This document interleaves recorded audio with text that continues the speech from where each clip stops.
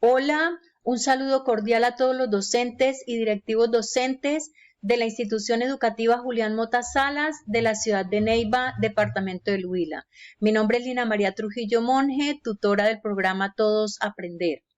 Hoy vamos a tener en cuenta los elementos esenciales en el pensamiento métrico y sistemas de medida con una mirada al contexto. El objetivo que vamos a tener en cuenta el día de hoy es el siguiente: fortalecer el conocimiento didáctico del contenido relacionado con la mirada y la estimación, estableciendo acciones y recursos que le permiten a los docentes realizar guías de aprendizaje para el trabajo en casa. Esta sesión de trabajo situado presenta el enfoque que se le da a las magnitudes y su medida en el currículo. Describimos qué se entiende por pensamiento métrico y caracterizamos el sistema de la medida. De esta manera, mostramos la estructura de este bloque y su complejidad, destacando que hay dos ejes fundamentales a los que se debe prestar atención en el aprendizaje: el reconocimiento de las cualidades medibles en nuestro entorno y la comprensión del proceso de medir y su variedad de técnicas. El pensamiento métrico está relacionado con los otros 4 pensamientos que se organizan el aprendizaje de las matemáticas. En efecto, las nociones centrales del pensamiento variacional, que son la variación y el cambio, se expresan habitualmente mediante situaciones de medida de magnitudes como la velocidad, la aceleración, la temperatura, entre otras. El pensamiento numérico y los sistemas numéricos también evolucionan asociando a las situaciones de medida. Por ejemplo, la introducción de las fracciones y los decimales suelen apoyarse en situaciones en las que es necesario expresar cantidades de magnitud menores que la unidad.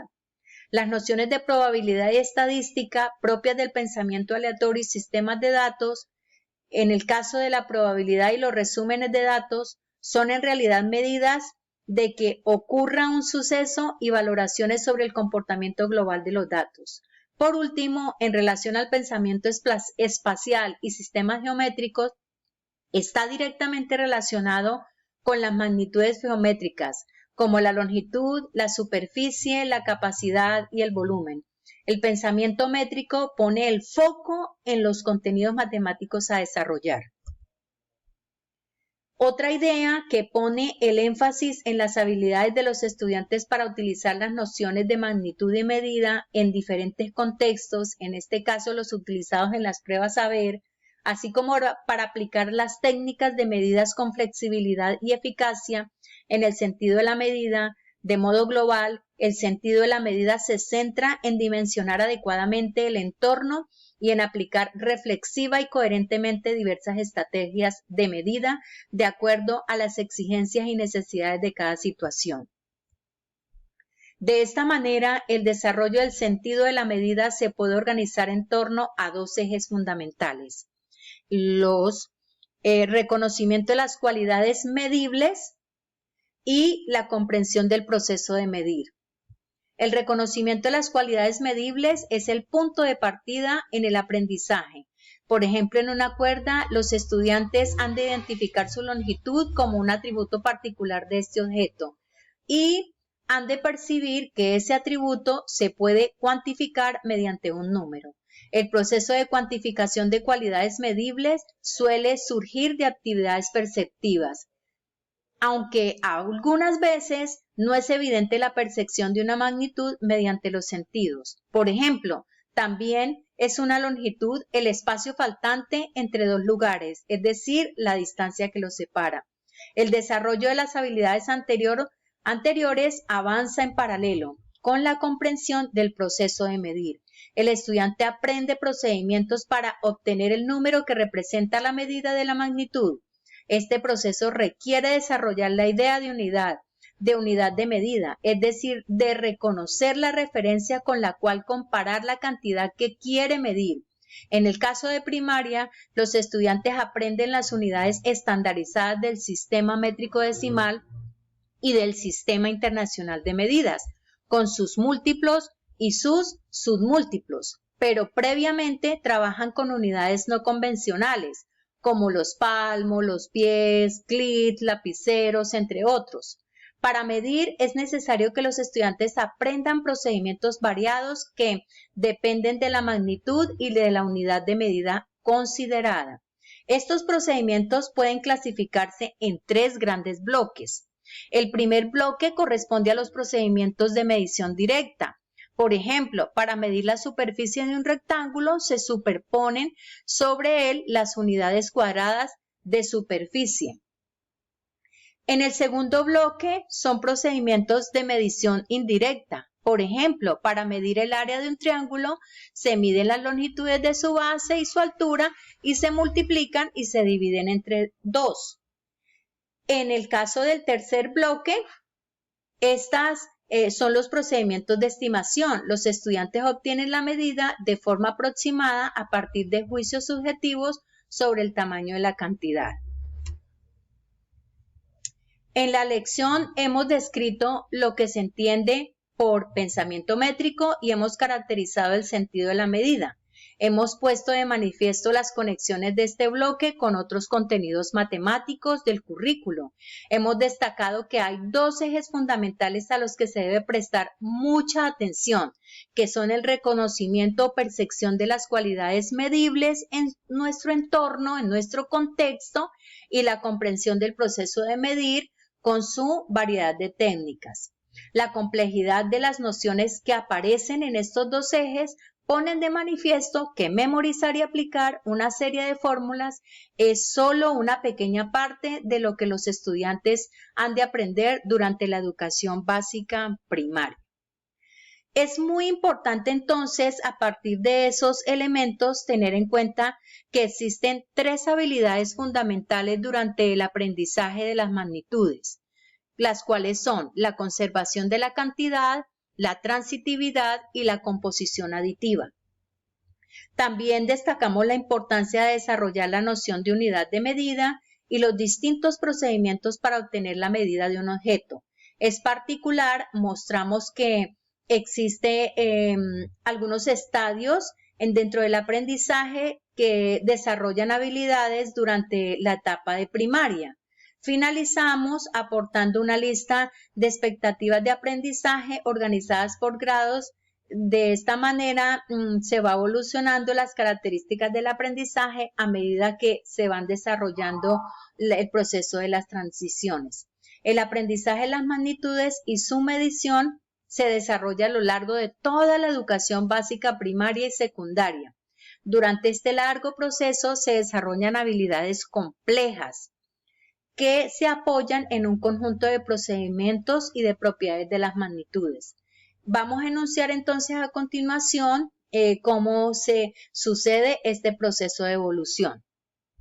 Entonces, como primera medida tenemos la primera habilidad, que es la cantidad de magnitud no cambia cuando se modifica el objeto. Los estudiantes han de desarrollar la idea de conservación de cantidad, es decir, que han de aprender que la cantidad de magnitud no cambia cuando se modifica el objeto, mediante transformaciones que afectan a otras características del mismo, pero que son independientes de la magnitud medida. Por ejemplo, aunque el objeto cambie de posición, hay algo que permanece constante.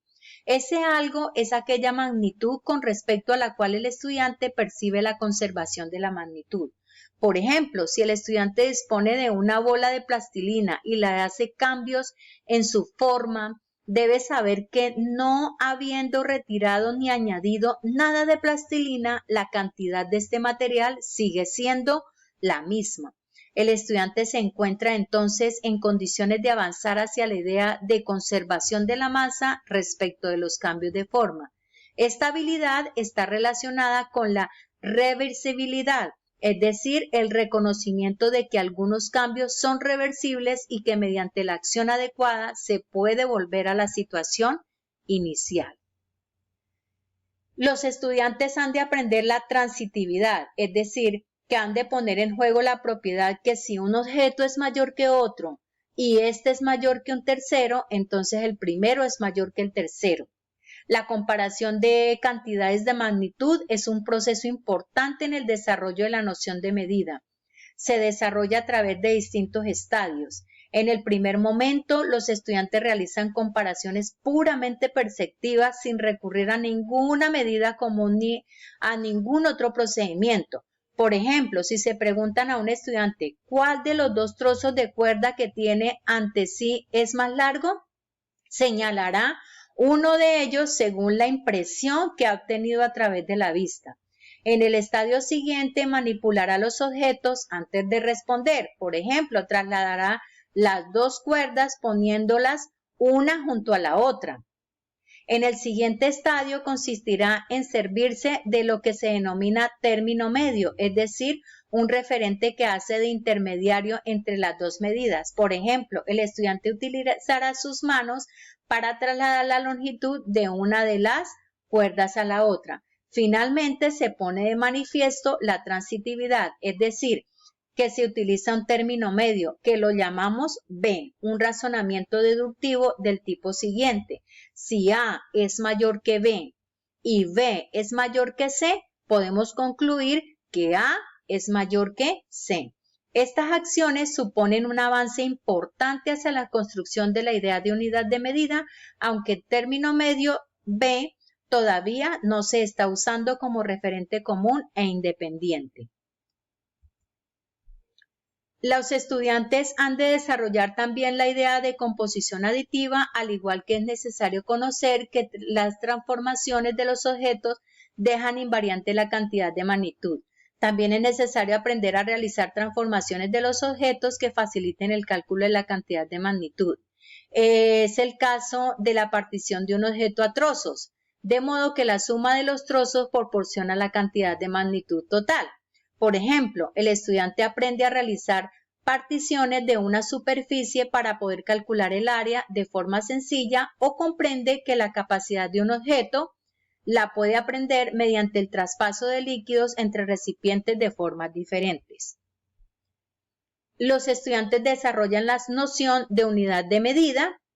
En primer momento, el estudiante ignora esta idea y, como hemos señalado anteriormente, establece comparaciones entre cantidades de magnitud de forma permanente perceptiva. El estadio siguiente, el estudiante es capaz de usar un objeto como referente para la idea de medida, pero este objeto suele estar directamente relacionado con lo que desea medir, tanto en forma como en tamaño. Por lo tanto, el estudiante empieza a utilizar el objeto referente de medir distintas cosas, pero aún no percibe que las unidades han de tener todo el mismo tamaño. En esta idea, evoluciona hasta el momento en el que el objeto de referencia pierde toda relación con el objeto de medir.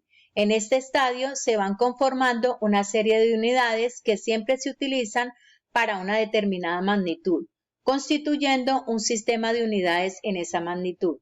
Por último, la unidad se desliga totalmente del objeto considerado y se reconoce como válida para medir esa magnitud en todos los objetos posibles, independientemente de su forma o de su tamaño. En ese momento, los estudiantes perciben la necesidad de utilizar unidades de medidas estandarizadas que favorecen la comunicación. Esas son entonces unas posibles habilidades para la estimación en la medida: comprender la magnitud y el concepto de unidad de medida, tener la imagen mental de la unidad de medida, adecuar la unidad de medida, seleccionar y usar estrategias combinadas y verificar la adecuación. Muchas gracias, éxitos en este proceso de la educación mediada por las